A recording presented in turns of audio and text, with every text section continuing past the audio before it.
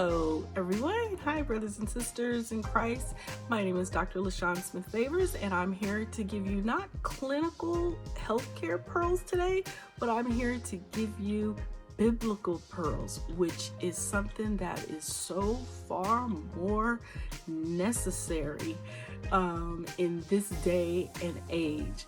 I tell you, you can have more degrees than a thermometer, and it means absolutely nothing when you don't have Jesus heading every aspect of your life.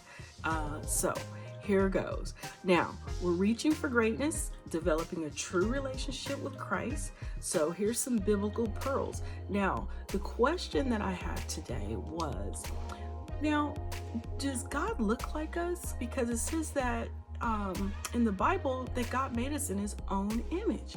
So that means that we look like God. And that brought me to Genesis chapter 2, and it is beautiful. And the thing about it is, the Lord tells us how he made man and how he molded him, and it was so beautiful. And he was just sitting there like a statue, made of dirt. But then all of a sudden, God says, I'm going to make man in my own image. And that's when he breathed into man's nostril. And when he breathed into man's nostril, he gave them life. And the man breathed, for the first time. So I was like, oh my goodness. So in making man in God's own image was basically breathing life into him. So life is from God. And when life is from God, it's a piece of him that he gave us.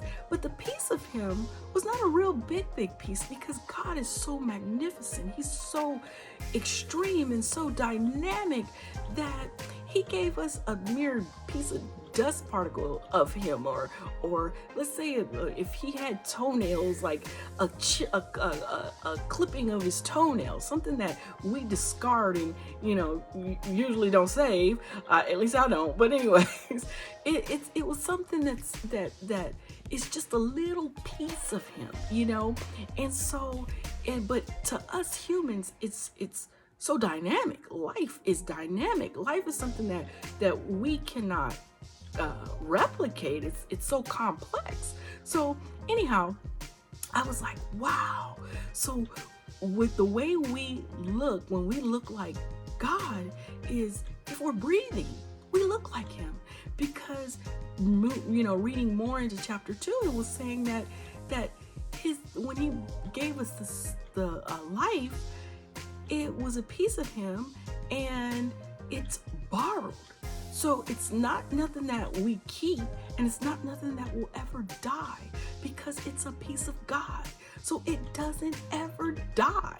So it goes back to the Father, and then our flesh goes back to the dirt from which it came from, and our souls is what's judged. So when we look at that and to understand it, it's like, wow, my brain started to just synapse all over the place.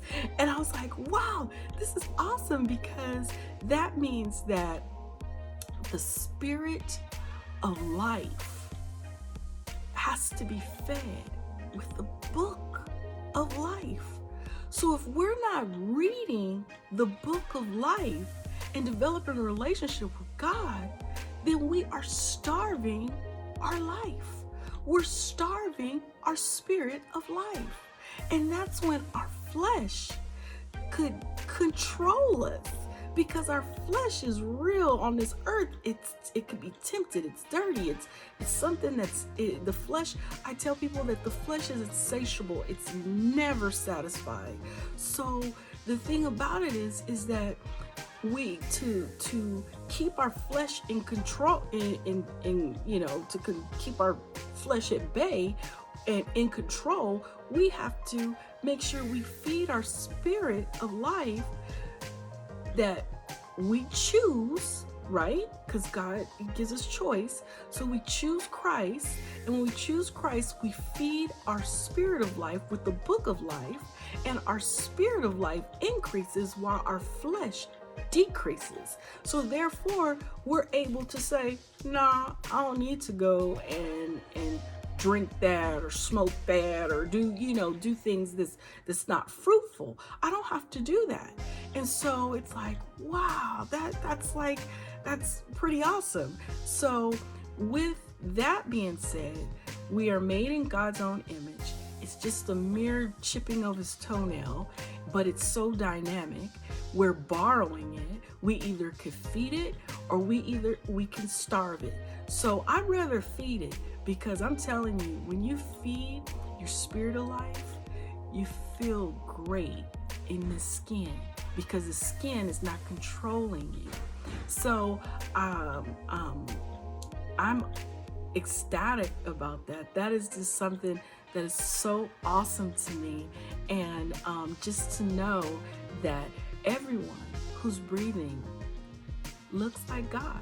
So they have the choice of feeding their spirit of life or starving it. And we know the ones who are starving it, because this life is terrible to them.